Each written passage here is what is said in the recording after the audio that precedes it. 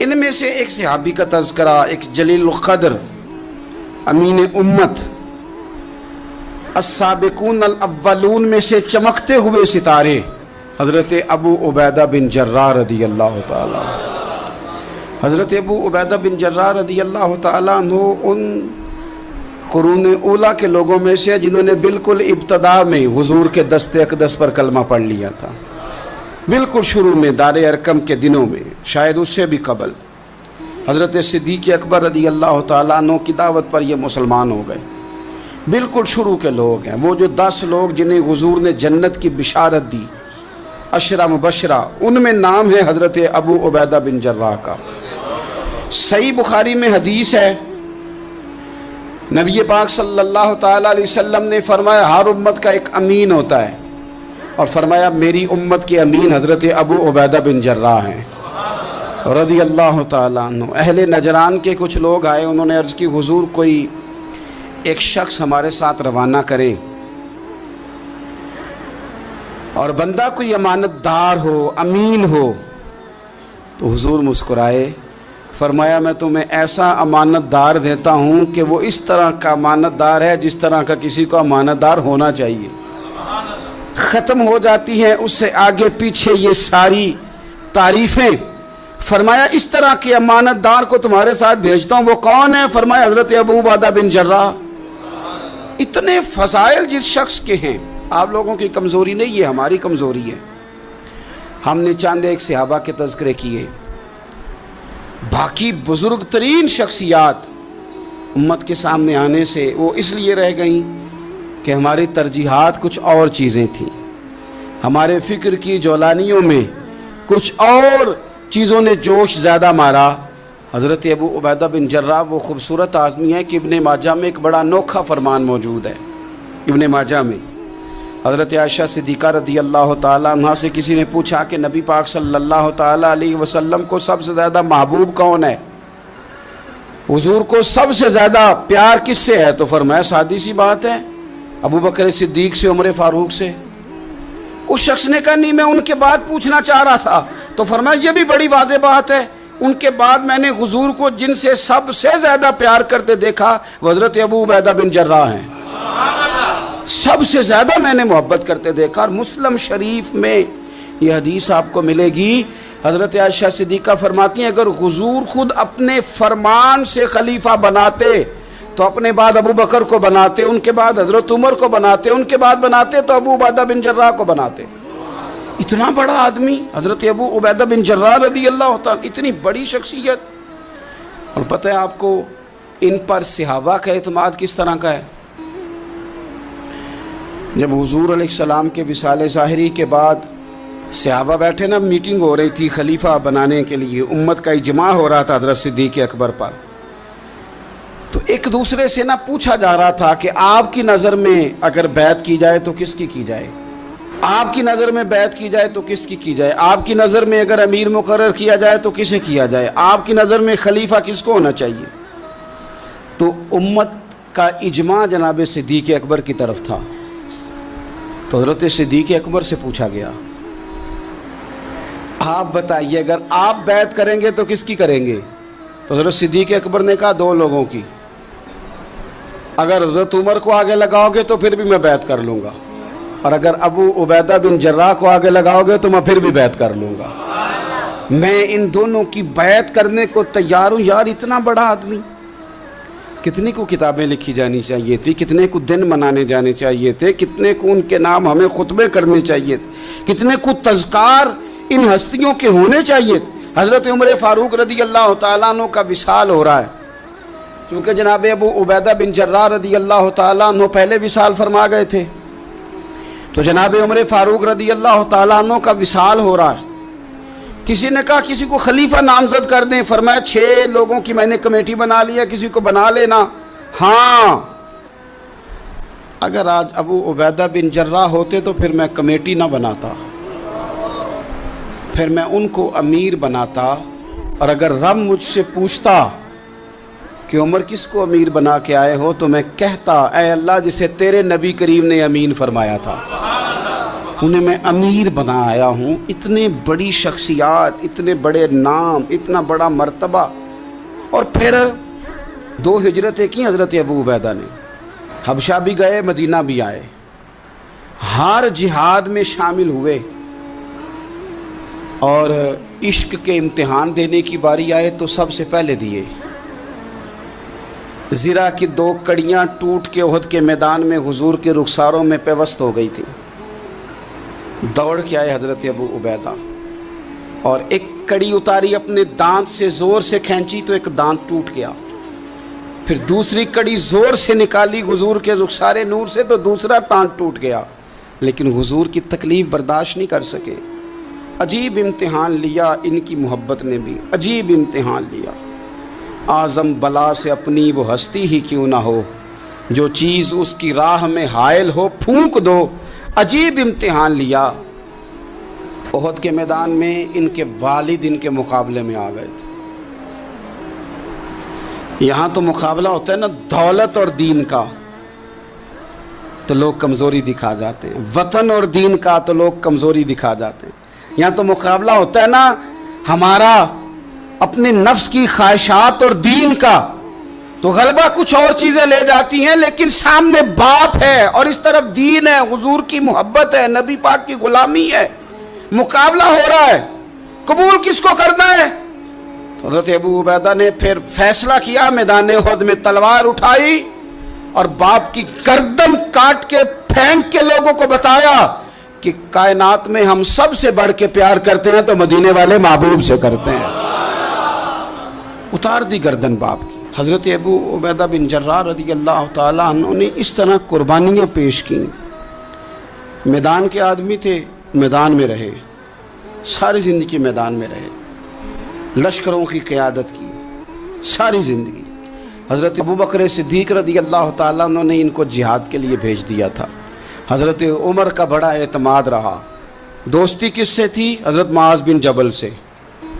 گہرے دوست کون تھے؟ حضرت خالد بن ولید. ان لوگوں سے گہری دوستی تھی. سادہ بود و باشت، سادہ کھانا، سادہ اٹھنا بیٹھنا، سادہ مزاج. حضرت عمر فاروق رضی اللہ تعالیٰ عنہ ملک شام گئے، یہ بھی ملک شام میں تھے. جناب عمر فاروق کے مزاج میں جلال تھا. آپ نے کچھ لوگوں کو دیکھا جنہوں نے زرق برق لباس پہن لیے، بڑے بڑے عالی شان بنگلے بنا لیے، بڑے بڑے گھروں میں رہنے لگے. تو حضرت عمر کو اتنا جلال آیا کہ زمین پر اتر کے نا سنگریزے اٹھا کے تو لوگوں کو مارتے تھے. فرماتے تھے اتنی جلدی حضور کی تعلیم بھول گئے اور تم نے اجمیوں کے طریقے اپنا لیے. اتنی تکلیف کے ساتھ حضرت عمر گفتگو کرتے، لیکن حضرت ابو عبیدہ سے ملتے تو فرماتے یار تھوڑی روٹی بھی کھایا کر، کبھی تو بھی کپڑے بدل لیا کر. اتنا فقر، اتنی سادگی. اولین لوگوں میں سے جن کے لیے لوگ مسلمانوں کا امیر المومنین بنانے کی باتیں کر رہے ہیں. حضرت عمر ملنے گئے تو کسی چٹائی کے ٹکڑے کی تہ 2-3 لگا کے گھوڑے پہ اس کو رکھ لیا جاتا تھا سواری کرنے کے لیے تاکہ پسینہ نہ آئے. اسی کو اتار کے نا تو سرانہ بنا کے بیٹھے لیٹے ہوئے زمین پہ. حضرت عمر ملنے گئے تو حضرت عمر فاروق رضی اللہ تعالیٰ عنہ کو بھی اپنے ساتھ زمین پہ بٹھا لیا. تو حضرت عمر فرمانے لگے میں نے تو روٹی کھانی ہے تجھ سے، دوست ہے میرا، کھانا کھلا. تو کہنے لگے کھلاتے ہیں نا، کھلانا کیوں نہیں. یہ بھی لوگ تھے، اسی دھرتی پہ رہتے تھے. ان لوگوں کو نا کسی چیز نے اپنے قبضے میں نہیں لیا. نہ عورتوں کی باتیں انہیں بہلا سکیں، نہ بچوں کی خواہشات کے ہتھے چڑھے، نہ زمانے کی تیز دوڑ میں شامل ہوئے، نہ کسی کہانی کا حصہ بنے، نہ لوگوں کی یہ باتیں کہ دور بدل گیا، کوئی چیز ہیوی نہیں ہوئی. اس لیے کہ انہوں نے فقیری مدینے والے محبوب سے سیکھی تھی. فقر میرے نبی کریم علیہ السلام سے سیکھا تھا. فقر تازہ تھا، ذہن وسیع تھا. حضرت سیدنا عمر نے کہا روٹی کھانی ہے تو تھیلے میں ہاتھ ڈالا، 2 خشک ٹکڑے روٹی کے نکالے اور فرمایا کھا لے. تو حضرت عمر نے پکڑ کے منہ میں رکھے، چبائے اور جناب عمر رو پڑے. فرمانے لگے ہر بندے کو دنیا نے اپنے قبضے میں کر لیا ہے، لیکن ابو عبیدہ تو آج بھی بچا ہوا ہے. دنیا تجھے اپنے جال میں پھنسا نہیں سکی، تو قابو نہیں آیا، تو آج بھی اپنی جگہ پہ قائم ہے. تو وہیں کھڑا ہے جہاں مدینے والے محبوب نے ہمیں کھڑا کیا تھا، تو وہیں کھڑا ہے یار۔ اتنے حسین آدمی، اتنا بڑا نام، اتنا بڑا قد، اتنا بڑا کردار، اتنا بڑا حسن، ہزاروں کی فوج کے سپہ سالار ہیں، اگر میں کہہ دوں چیف آف آرمی سٹاف ہیں، میرا خیال ہے میری بات غلط نہ ہوگی، اتنی بڑی فوج کے سپہ سالار، اور اس فوج کے سپہ سالار جس میں کئی دفعہ سپاہی بن کے حضرت خالد بن ولید بھی لڑائی کر رہے ہیں، اتنی بڑی فوج کو کمان کرتے ہیں، لباس وہی سادہ، غذا وہی سادہ، انداز وہی۔ رومی بہت بڑی طاقت سمجھتے تھے اپنے آپ کو۔ جناب عمر کے زمانے میں ان کے خلاف لشکر کشی ہوئی، امیر کون ہے؟ حضرت ابو عبیدہ۔ ہاتھ میں تلوار پکڑی، گھوڑے پہ بیٹھے چلے گئے، محاصرہ کر لیا رومیوں کا، گھیر لیا۔ اب رومیوں نے کچھ تھوڑی سی مزاحمت کرنے کی کوشش کی، باہر آئے لیکن کچھ بھی نہ ہو سکا، منہ کی کھا کے واپس اندر چلے گئے۔ کئی دنوں سے حضرت ابو عبیدہ کی فوج نے محاصرہ کیا ہوا ہے، جب تنگ آ گئے تو پیغام بھیجا کہ ہم صلح کرنا چاہتے ہیں۔ فرمایا صلح تو مسلمانوں کا پسندیدہ کام ہے، آ جاؤ۔ نے کہا جی ہم جزیہ دے دیں گے، ہم کسی طریقے مسلمانوں کے اطاعت میں آ جائیں گے، آپ ہم سے بات کریں۔ فرمایا بھیجو۔ ان کا سپہ سالار آیا، انہوں نے روب ڈالنے کے لیے نا مسلمانوں پہ سپہ سالار کو بڑے قیمتی کپڑے پہنائے، زرق برق لباس، عالی شان پوشاکیں، 5-7 لوگ ساتھ، یہ لوگوں کا طریقہ ہوتا ہے۔ وہ پریشر ڈالنے کے لیے لوگ کرائے کا مکان بھی خرید لیتے ہیں، کرائے کی کار بھی حاصل کر لیتے ہیں، لوگوں کے برتن بھی استعمال کر لیتے ہیں، کسی کے گھر سے فرنیچر بھی منگوا لیتے ہیں۔ تو آپ نے نا وہ زرق برق لباس پہنے ہوئے ان لوگوں کو آتے دیکھا۔ اب وہ بڑے اپنے انداز میں تو روب ڈالنے کے لیے آئے تھے نا، تو آ کے پوچھا مسلمانوں کے امیر کہاں ہیں لشکر کے؟ تو انہوں نے کہا ادھر ہی تھے، یہیں کہیں ہوں گے۔ بڑا حیران ہوا کہ ہم تو بڑے لاؤ لشکر کے ساتھ آئے۔ یاد رکھ لیں روب کپڑوں کا نہیں ہوتا، روب کردار کا ہوتا ہے۔ پھر پوچھا کہاں ہیں؟ نے کہا جناب وہ سامنے خیمے میں دیکھ لو۔ وہ خیمے میں گئے تو اتنی بڑی فوج کا سپہ سالار زمین پہ بیٹھے اور اپنے تیر سیدھے کر رہے ہیں۔ اب وہ بڑے زرق برق لباس میں کہنے لگا ابو عبیدہ بن جراح آپ ہیں؟ فرمایا میں ہی ہوں۔ کہا ملنا تھا؟ فرمایا آ جاؤ۔ کہنے لگا آپ تو زمین پہ بیٹھے ہیں۔ تو آپ فرمانے لگے ہمارے بزرگ زمین پہ ہی چلتے تھے، زمین پہ ہی بیٹھتے تھے، زمین پہ ہی کھاتے تھے، نیند آتی تھی تو زمین پہ ہی سو جاتے تھے۔ وہ حیرانگی سے کہنے لگا آپ اتنے بڑے سپہ سالار ہو کے اس طرح رہتے ہیں؟ فرمانے لگے میری ضروریات ساری پوری ہوتی ہیں، پھر بھی کبھی کوئی مشکل بن جائے تو میں تھوڑا سا قرضہ لے لیتا ہوں حضرت معاذ بن جبل سے، ان کو مشکل آ جائے تو مجھ سے لے لیتے ہیں۔ تو بالکل صحیح گزارا ہو رہا ہے کہ اس طرح کیوں بیٹھے ہیں؟ یہ کیا بات ہوئی؟ ہمارے ہاں لوگوں کا رونا دھونا نہیں، روز مکان کوئی نہیں تو رو پڑے، بچے کی شادی کرانی ہے تو رو پڑے، او ہو جی کیا بتائیں غریبی بڑی ہے تو رو پڑے۔ زمین پہ بیٹھے ہیں، زمین پہ بیٹھ کے خشک ٹکڑے کھا رہے ہیں، پر کہہ رہے ہیں بڑے مطمئن ہیں یار کیا ہوا، کوئی ایسا مسئلہ نہیں، اگر کبھی مشکل آ جائے تو میرے دوست ہے حضرت معاذ بن جبل، تھوڑا قرضہ لے لیتا ہوں، ان کو ضرورت پڑے تو مجھ سے لے لیتے ہیں۔ رومی صلح بھی کر گئے، بات بھی کر گئے، پر جہاں جہاں گئے نا حضرت ابو عبیدہ بن جراح کا فقر بھی بیان کرتے گئے، وہ فقر بھی بیان کرتے۔ کیا کریں، اب تو بھائی پیروں کی کوٹھیاں بھی دیکھنے کے قابل ہیں، کیا بتائیں آپ۔ اب تو جو زیادہ فقیری کا درس دیتا ہے نا، اس کی پجاروں دیکھ کے بندہ پریشان بھی ہو جاتا ہے کہ اس پجاروں سے نکل کے اس نے فقر کا درس دیا ہے۔ اب تو جناب لوگ یہی کہانی آ کے سناتے ہیں، یہی کہانی، یعنی کچھ امیر لوگ ہیں وہ کئی دفعہ جلسوں کا ٹائم لینے آتے ہیں تو لگتا ہے کہ پیرانے پیر ہیں، یہ کہتے ہیں فلانے پیر صاحب بھی میرے پاس آتے ہیں، فلانے بھی آتے ہیں، فلانے بھی آتے ہیں، فلانے بھی، شکر ہے جی اللہ کا، فلانے کو فون کروں تو وہ آ جایا کرتا ہے۔ میں نے ایک سے کہا، میں نے کہا یار آپ نے لیا کیا، سیکھا کیا؟ آپ تو ابھی بھی وہاں کھڑے ہیں کہ دولت ہی سارا کچھ ہے، کیا لیا آپ نے اتنے پیروں کو بلا کے؟ اصل کیا کیا، ملا کیا؟ آج بھی اگر وہیں کھڑے ہو تو پھر آپ نے فقر سے کیا سیکھا؟ کچھ بھی نہیں۔ پھر تو آپ نے نا، میں پہلے بھی ایک دن کہا تھا، پھر کہتا ہوں، میں کہتا ہوں ہمیں برانڈ نہ بنایا کرو، خدا را مشہور آدمی سمجھ کے دعوت نہ دو، دین کا خادم سمجھ کے دعوت دو۔ ایسا کام نہ کرو کہ فلانا بندہ بڑا مشہور ہے تو اس کو دعوت دے لے۔ کبھی کبھی بڑی تکلیف، میں ابھی تھوڑے دن پہلے بڑے لمبے سفر پہ تھا، صبح میں 8:30 گھر سے نکلا، 8:30، اور میں 2-2:30 بجے وہاں پہنچا، لیکن 10 کیمرے لگے ہوئے، آپ کی کار سے نکلنے کی فوٹو، آپ کی بیٹھنے کی فوٹو، آپ کے آنے کی فوٹو، میرے گھر میں داخل ہونے کی فوٹو، فریزر کے ساتھ فوٹو، اندر والے دروازے کے ساتھ فوٹو. کیا میرا مطلب ہے معاملہ ہے. اب آپ کے سامنے 15 کیمرے چل رہے ہیں، آپ ٹانگ بھی سیدھی نہیں کر سکتے کیونکہ آپ کو بڑا سیٹ ہو کے بیٹھنا ہے، فوٹو ہو رہی ہے. تو کافی ٹائم گزر گیا تو میں نے ان سے کہا کہ یار میں 7-8 گھنٹے مجھے مہربانی کرو ٹانگیں تو سیدھی کر لینے، اس کو ذرا بند کرو کیمرے کو، اور مہربانی کرو ایک پانی کا گلاس ہی دے دو، چائے کا کپ ہی پوچھ لو. ٹھیک ہو گیا سارا کچھ اپنی جگہ پہ. لیکن یہ کچھ مزاج، مطلب ہم نے تو بزرگوں کے پاس بیٹھ کے وقت گزارا ہے. اور میں آپ کو ایمانداری سے کہتا ہوں، میں کسان کا بیٹا ہوں. آج بھی میں بڑے شوق سے، رات میں نے اچار سے روٹی کھائی ہے. گھر والوں نے کہا کہ کچھ بنا دیتے ہیں، میں کہا اچار لے آؤ نا، پیا ہے نا. اس لیے کہ میں غریب ماں کا بیٹا ہوں. مجھے اچار تسلی دیتا ہے، تشفی دیتا ہے، مجھے سکون دیتا ہے. میں اپنے غریب دوستوں کے اندر بیٹھ کے آج بھی فخر محسوس کرتا ہوں.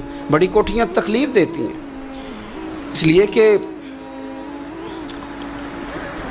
میں نے وہ وقت بھی دیکھا ہے کہ جب ہمارے ایک تایا جی تھے تو ان کے گھر کی دیوار گر گئی تھی، تو ابھی ان کو پیسے نہیں مل رہے تھے، تو میرے ابا جی نے کہا ان کے گھر جا کے سو جاؤ. انہوں نے دیوار کے آگے 4 پائیاں لگا کے سونا ہے، کوئی گھر میں نہ آ جائے. تو مطلب یہ کہ آپ مہربانی کریں.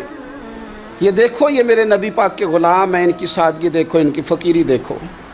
2-4 دن پہلے بچوں کا کھانا پکا ہوا تھا، بچے لائن میں نہ کھانا، کافی سارے بچے ہیں تو رات کو لائن میں لگ کے روٹی لیتے ہیں. میں بھی لائن میں لگ گیا بچوں کے ساتھ. مجھے کہنے لگے آپ کیوں لائن میں لگے؟ میں نے کہا یہ اپنا وقت یاد آ گیا نا، دل کر رہا ہے. میں نے ان کے لیے نا پلیٹیں بنوائی ہیں، اس کے اندر سالن کی جگہ چٹنی کی جگہ. تو میں نے باورچی سے کہا اسی پلیٹ میں کھانا ڈال کے نا میرے لیے گھر بھیج یار، یہی والی روٹی بھیج، یہی کھانے کو دل کر رہا ہے. یہ آپ کا اصل ہے، یہ آپ کا اصل ہے. مہنگے کپڑے آپ کا اصل نہیں ہوتے، وہ تو برانڈ ہے. اس میں تو آپ بیٹھتے ہیں تکلف سے کہ ان کو سلوٹیں نہ پڑ جائے. اس میں تو آپ کسی سے صحیح طریقے سے سینہ بھی نہیں ملاتے کہ کہیں کو مسئلہ نہ بن جائے. حضرت ابو عبیدہ بن جراح رضی اللہ تعالیٰ عنہ نا اپنے گھر میں بیٹھ کے رو رہے تھے، روتے جا رہے تھے. تو کسی نے کہا کیوں رو رہے ہیں؟ مسند امام احمد بن حنبل میں موجود ہے. فرمانے لگے نبی پاک علیہ السلام نے مجھے ایک دن کہا تھا کہ فتح ہو جائے گی، بڑے بڑے علاقے فتح ہوں گے، تو اپنے آپ کو سنبھال کے رکھنا. 3 خادم تیرے لیے کافی ہیں، ایک جو گھر میں کام کاج کرے، ایک جو تیری خدمت کرے، ایک جو تیرے سفر میں جائے، اور 3 سواریاں تیرے لیے کافی ہیں. زیادہ لوگوں نے بڑے بڑے جانور رکھے ہوتے تھے نا، 3 سواریاں ابو عبیدہ تیرے لیے کافی ہیں. ایک تیرے سفر کے لیے، ایک مال و اسباب اٹھانے کے لیے، ایک تیرے غلام کے لیے. زیادہ مال نہ جمع کرنا. یہ بات کرتے ہوئے رو پڑے. فرمانے لگے ہم لوگ اس جگہ رہ نہیں سکے جہاں حضور نے کھڑا کیا تھا. میرا استبل گھوڑوں سے بھر گیا ہے اور میرے گھر میں غلام بھی زیادہ ہیں. حالانکہ صحابہ کہتے ہیں کہ کچھ ایسا نہیں تھا، لیکن چند چیزیں جو موجود تھی ان پر بھی روتے تھے. اور فرماتے تھے نبی پاک صلی اللہ علیہ وسلم نے فرمایا تھا قیامت کے دن میرے زیادہ قریب وہ شخص ہوگا کہ جس طرح میں چھوڑ کے جا رہا ہوں قیامت میں مجھے اسی طرح ملے. فرمانے لگے میں اس طرح نہیں رہ سکا، سوچتا ہوں نبی پاک کو کیا منہ دکھاؤں گا، کیا منہ دکھاؤں گا کریم کو. رو رہے ہیں گھر میں بیٹھ کے، رو رہے ہیں. ملک شام میں نا طاعون کا مرض پھیل گیا. حضرت ابو عبیدہ وہاں تھے. حضرت عمر نے خط لکھا، فرمایا جلدی آ جاؤ، آپ سے مشورہ کرنا ہے. آپ سمجھ گئے کہ عمر نا مجھے یہاں سے نکالنا چاہتے ہیں کہ مجھے مرض نہ لگ جائے. جواب لکھا، کہنے لگے مجھے پتہ ہے جو مشورہ آپ نے کرنا، میں مسلمانوں کو اکیلا چھوڑ کے نہیں آ سکتا، میں لشکر کا سپہ سالار ہوں، کیسے آ جاؤں، میں یہی رہوں گا. حضرت عمر نے خط لکھا کہ پھر آپ جابیہ کی جانب بھی چلے جائیں، تھوڑے سے وہاں موسم ٹھیک ہے، وہاں تشریف لے گئے. طاعون جب پوری طرح پھیل گیا تو منبر پہ کھڑے ہو کے حضرت ابو عبیدہ بن جراح نے خطبہ دیا. فرمانے لگے اس مرض سے گھبرانا نہ، تم سے بہت پہلے جو صالح لوگ تھے، نیک لوگ تھے، وہ اس مرض کی وجہ سے وصال کر گئے. یہ نیک لوگوں کی موت کا سبب بنا ہے. لوگوں گھبرانا نہ، फरमाया करते थे मैं तो दुआ करता हूँ मुझे भी खुदा की रहमत से हिस्सा मिले। आप जुमे की नमाज मस्जिद अक्सा में पढ़ने जा रहे थे तो रास्ते में ताउन का हमला हुआ, विसाल हुआ ताउन के मर्ज से। अशरा मुबशरा सहाबी अमीन उम्मत 58 साल उम्र, जनाजा हज़रत मुआज़ इब्न जबल ने पढ़ाया और फरमाने लगे लोगों पता है तुम्हें आज कौन गया है? आज वो गए हैं जिन्हें हुज़ूर ने अमीन उम्मत कहा था। आज वो हस्ती उठ गई जिन्हें नबी करीम अलैहिस्सलाम ने अमीन उम्मत फरमाया था। हज़रत मुआज़ इब्न जबल ने जनाजा पढ़ाया तो कुछ दिनों में हज़रत मुआज़ इब्न जबल भी ताउन के मर्ज से विसाल कर गए, उन पर भी ये हमला हुआ। मुल्क शाम में हज़रत अबू उबैदा बिन जर्राह का मज़ार पुरअनवार है। हुज़ूर से फ़क्र सीखा, ज़िंदगी फ़कीरी में गुजारी। इन लोगों ने किसी मकाम पे भी अपने आप को हुज़ूर की तालीमात से पीछे नहीं किया। अजीम लोग थे, इनकी ज़िंदगियों को पढ़ें, इनके अक़वाल को सुने, इनके इरशादात पर गौर करें और बड़े आला ज़र्फ़ थे। हज़रत खालिद बिन वलीद गवर्नर थे सूबे के, जनाब उमर फ़ारूक ने उनको माज़ूल करके हज़रत अबू उबैदा बिन जर्राह को तैनात कर दिया। इनको जब तैनात किया तो उधर जंग जारी थी, तो इन्होंने ना वो तैनाती का जो रुका था वो जेब में डाल लिया, बताया ही नहीं। जंग होती रही, हज़रत खालिद बिन वलीद को किसी और ने बताया तो फरमाने लगे बाद में आपने मुझे बताया क्यों नहीं? आप फरमाने लगे कोई जल्दी तो थी नहीं, हालांकि गवर्नर बना दिए गए और जंग हो रही थी। मैंने कहा चलो बाद में बता देंगे, कोई मसला नहीं। एक दफ़ा हज़रत अबू उबैदा बिन जर्राह को माज़ूल करके हज़रत खालिद बिन वलीद को सिपा सालार बनाया गया। तो आप फरमाने लगे सुन खालिद, जितनी खुशी मुझे अपने सिपा सालार बनने की हुई थी उससे बढ़कर तेरे बनने की हुई है। किसी जगह किसी ओहदे का लालच नहीं, किसी जगह कोई दुनियादारी नहीं, फ़क्र फ़कीरी दरवेशी सादगी हुस्न था। अशरा मुबशरा लोगों में से थे। अल्लाह के हुजूर दुआ है मालिक करीम समझने की तौफीक अता। दे के हुजूर आखण मंगते दी खैर होवे, दे के हुजूर आखण मंगते दी खैर होवे। मंगता कवे सखी दे, मंगता कवे सखी दे, बूहे दी खैर होवे। दे के हुजूर आखण मंगते दी खैर होवे, दे के हुजूर आखण। और जन्नत बनी जगह लगया जड़ी जगह ते, जन्नत बनी जगह